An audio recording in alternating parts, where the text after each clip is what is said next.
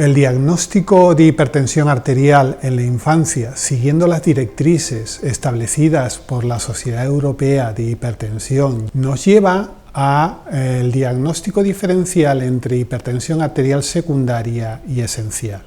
Estableciendo esa diferencia y ese diagnóstico nos va a permitir la intervención más precisa, más eficaz, nos va a ayudar a aplicar recursos para que sean más eficaces en el control y en la evolución de los factores de riesgo cardiovascular conocidos. Establecer poblaciones y subpoblaciones de riesgo nos va a permitir también que la intervención que vamos a realizar en estos niños diagnosticados va a ser más eficaz